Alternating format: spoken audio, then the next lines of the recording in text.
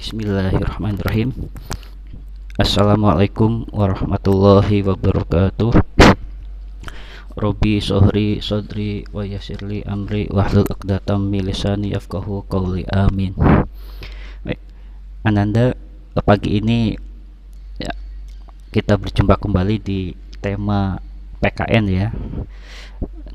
Pada kesempatan hari ini kita akan membahas tentang pelanggaran hak dan kewajiban. Nah, sebelum membahas lebih detail tema tersebut, Ustadz akan ingatkan kita untuk mengajak refleksi bersama. Ada di Al-Quran surat Al-Anfal ayat 42, Allah berfirman yang artinya, dan orang-orang yang beriman dan mengerjakan amal-amal yang soleh, kami tidak memikulkan kewajiban kepada diri seseorang melainkan sekedar kesanggupannya. Mereka itulah penghuni-penghuni surga, mereka kekal di dalamnya. Ya, ayat ini terkait dengan tema hak dan kewajiban. Nah, khusus kelas 12 kita akan membahas tentang pelanggaran hak dan kewajiban yang akan menimbulkan disorder di masyarakat atau kekacauan ya, atau memang pelanggaran hukum. Nah, tentang pelanggaran hak itu makna yang pertama itu adalah perbuatan melawan hukum ya.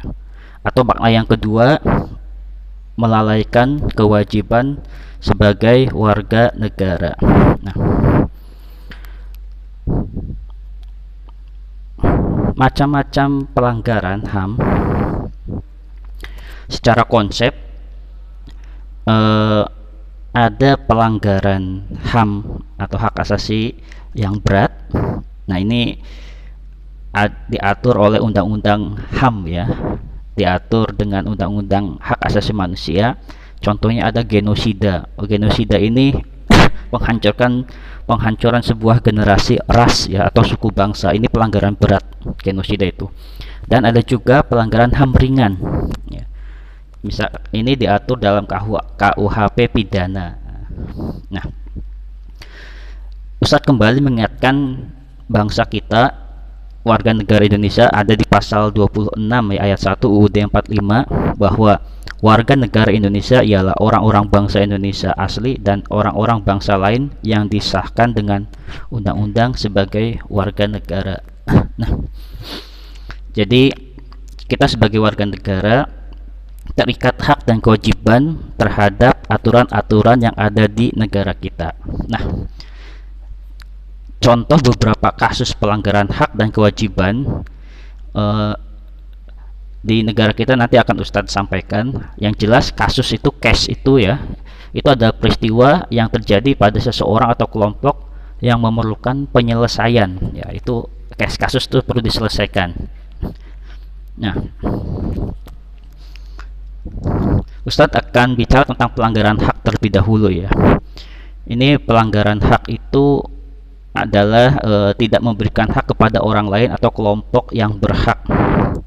Ini contoh pelanggaran hak yang sering terjadi di negara kita. Misalkan tentang penangkapan penangkapan seorang tersangka pun atau seorang penjahat pun oleh polisi itu ada prosedurnya ya, tidak sembarangan. Kalau ada kesalahan prosedur itu bisa digugat aparat kepolisian, sehingga penangkapan, penahanan itu berdasarkan hukum acara ya, hak prosedur, hukum formal itu ada ya. Kemudian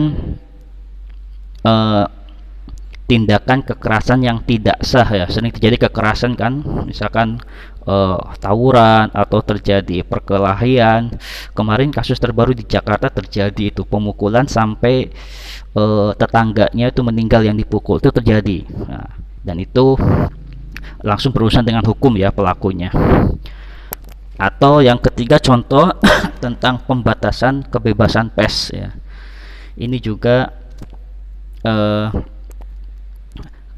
kebebasan pers itu diatur ya. Nah, kemudian masyarakat, ketakutan secara luas di masyarakat, contohnya apa? Teror. Nah, teroris dan lain sebagainya, itu sebuah pelanggaran. Atau ini pembatasan masyarakat untuk berpartai politik, mendirikan partai atau berkumpul. Itu juga sebuah pelanggaran ya, karena mendirikan organisasi atau mendirikan ormas itu merupakan hak warga negara yang diatur, sehingga kalau terjadi pelarangan itu sebuah pelanggaran juga. Nah, itu beberapa contoh pelanggaran hak. Nah, kemudian tentang kondisi bangsa kita di saat ini ya, yang namanya pelanggaran hak dan kewajiban itu sampai detik ini ya terjadi ya, itu merupakan ya, kasus di bangsa kita yang memang harus diselesaikan ya, ada sistemnya negara kita menyelesaikannya. Biasanya pelanggaran hukum itu belum optimal. Ini kita sering mendengar kabar ya, penegakan hukum yang tebang pilih ya, bagi para pejabat atau koruptor mendapatkan hak-hak istimewa tertentu, itu kadang kita sering dengar gitu ya. Kemudian kenapa pelanggaran HAM tinggi di Indonesia? Ini salah satu faktornya juga karena kemiskinan dan pengangguran masih tinggi, apalagi kondisi pandemi saat ini.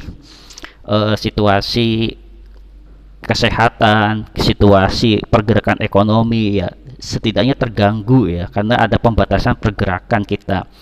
Nah, kemudian pelanggaran HAM juga masih terjadi saat ini ya, seperti tadi yang di Jakarta itu ya, kekerasan atau terjadi juga pembunuhan masih terjadi sampai saat ini. Nah, kemudian pelanggaran hak cipta ya, kalau di dunia seni itu ya, lagu-lagu yang dibajak atau pengkopian kaset yang ilegal untuk dijual kembali dan lain sebagainya, itu masih terjadi ya, kondisi beberapa contoh pelanggaran hak yang ada di Indonesia. Nah, sekarang Ustaz masuk ke pelanggaran kewajiban. Nah, pengingkaran kewajiban atau pengingkaran itu, kita itu tahu adanya kewajiban tetapi tidak mau melaksanakan kewajiban tersebut. Nah, ini termasuk sebuah pengingkaran ya. Tahu ada kewajiban tapi tidak melaksanakan. Nah, itu konsep ya pengingkaran. Contoh ya. Contoh pengingkaran kewajiban, kita wajib menjaga keamanan.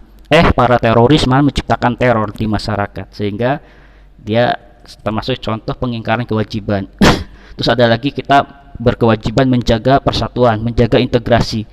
Tiba-tiba ada sekelompok orang yang separatis, ingin memisahkan diri dari Indonesia dan lain sebagainya. Itu contoh pelanggaran. Kemudian ada lagi kewajiban setia kepada dasar negara dan konstitusi, yaitu Pancasila dan UUD. Ini tiba-tiba ada sekelompok yang ingin membuat dasar negara baru, konstitusi baru, itu juga sebuah pengingkaran ya. Kemudian yang sederhana yang terjadi di lingkungan kita, membuang sampah pada tempatnya. Ternyata kita membuang sampah sembarangan, itu juga termasuk contoh pengingkaran kewajiban.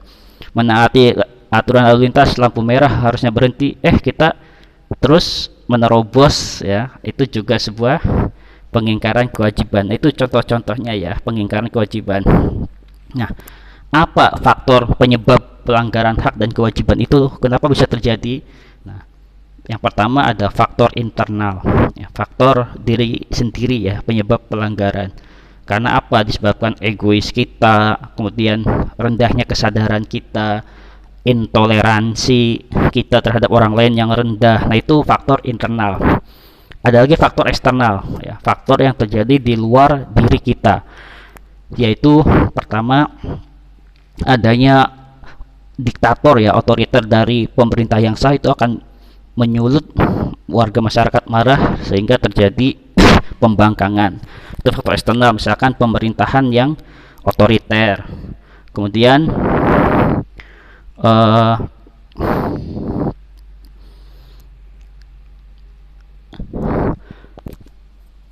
kalau di beberapa negara dunia ya, kita agak perluas kasus tentang pelanggaran hak dan pengingkaran kewajiban ini. Dulu dalam sejarah kita mencatat ada yang di Italia, itulah pembunuhan lawan politik oleh Benito Mussolini di Italia. Itu juga sebuah contoh pelanggaran berat yang itu tercatat dalam sejarah, itu besar sekali ya. Kemudian di Jerman ada Adolf Hitler, itu juga pembasmian orang-orang ya. Di sana kekerasan terjadi. Kemudian di Afrika Selatan ya, politik apartheid yang kulit hitam dan kulit putih itu tahun lama sekali itu, tapi dalam sejarah tercatat itu juga contoh untuk pembelajaran kita tentang pengingkaran dan pengingkaran kasus pelanggaran hak dan kewajiban. Nah, itu ada faktor internal dan faktor eksternal. Kemudian bagaimana upaya penanganannya? Nah, ada dua. Yang pertama ada preventif, yaitu pencegahan. Nah, ini usaha yang dilakukan untuk mencegah terjadinya pelanggaran hak dan kewajiban. Apa contohnya ya? Membuat aturan tentang HAM, ada undang-undang tentang HAM dibuat, itu untuk mencegah. Membentuk lembaga pemantau HAM, contohnya Komnas HAM, itu juga untuk mencegah ya. Kemudian adanya sosialisasi di sekolah, pendidikan tentang pendidikan HAM melalui PPKN, itu juga preventif, pencegahan. Termasuk yang kita lakukan saat ini merupakan upaya preventif ya, memberikan pemahaman terhadap siswa, anak-anak muda ya, calon penerus generasi bangsa, agar kita terhadap hak dan kewajiban itu harus benar-benar menjunjung tinggi. Nah, itu preventif. Nah, yang kedua ada secara tindakan, istilah itu represif, tindakan, yaitu perbuatan untuk menindak pelanggaran hak dan pengingkaran kewajiban. Misalkan jalur justifikasi, itu contohnya itu jalur hukum ya, diadili di pengadilan, pelaku kekerasannya itu ya ditangkap sesuai dengan aturan hukumnya, itu tindakan atau represif. Nah,